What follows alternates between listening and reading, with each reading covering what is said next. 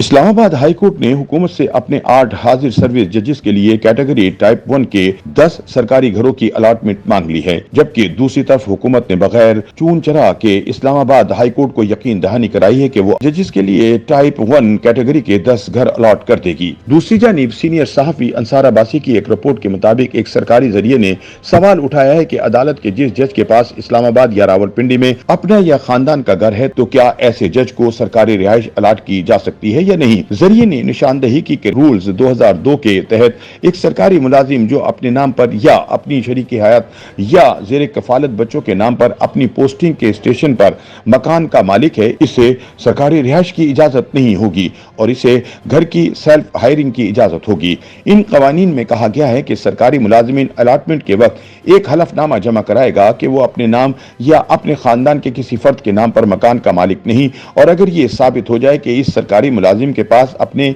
या खानदान के नाम पर स्टेशन के मकाम पर मिल्कियत में घर है, तो ऐसे सरकारी मुलाजिमिन की अलॉटमेंट मनसूख कर दी जाएगी। ताहम जराए ने वाज़ा किया है कि इस्लामाबाद हाई कोर्ट के जजेस को सरकारी रिहाइश की अलॉटमेंट का मामला एकोमोडेशन एलोकेशन रूल्स 2002 के तहत देखा जाता है, लेकिन अब इस्लामाबाद हाई कोर्ट के हुक्म के मुताबिक अलॉटमेंट सदारती हुक्म के तहत होगी और इसीलिए जजेस के नाम अलॉटमेंट के मुंतजिर ऐसे अफराद की फहरिस्त यानी जनरल वेटिंग लिस्ट में शामिल नहीं किए जाएंगे जिन्होंने सरकारी रिहाइश के लिए दरख्वास्त दी थी। ख्याल रहे कि 8 सितंबर 2023 को इस्लामाबाद हाई कोर्ट के रजिस्ट्रार को लिखे गए खत में वजारत हाउसिंग एंड वर्क्स की जानिब से कहा गया है कि इस्लामाबाद हाई कोर्ट के जज ने 1 सितंबर के एक हुक्म में सेक्रेटरी हाउसिंग एंड वर्क्स को हिदायत की थी कि वो इस्लामाबाद हाई कोर्ट के रजिस्ट्रार के साथ खतो किताबत शुरू करें ताकि अदालत को आगाह किया जा सके कि वफाकी हुकूमत सदारती ऑर्डर के जरिए जजेस को रिहाइश की फराहमी के मामले से कैसे निपटेगी और अदालत में कैटेगरी टाइप 1 के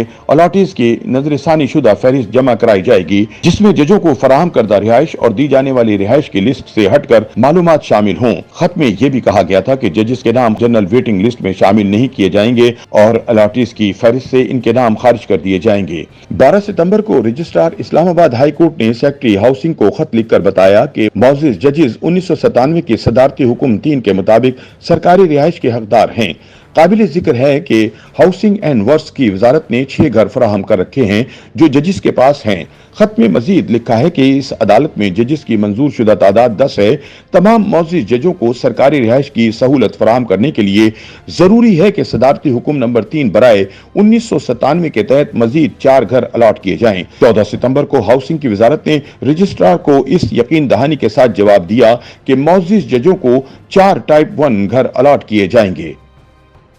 YouTube पर गूगली न्यूज देखने के लिए youtube.com की सर्च बार में गूगली न्यूज टीवी टाइप करें। गूगली न्यूज के पेज पर सुर्ख रंग के सब्सक्रिप्शन वाले बटन पर क्लिक करना ना भूलिए। YouTube पेज पर अपलोड होने वाली वीडियो से बाखबर रहने के लिए बेल आइकन पर क्लिक कीजिए। आपको हर नई वीडियो के बारे में नोटिफिकेशन मौसूल हो जाएगा।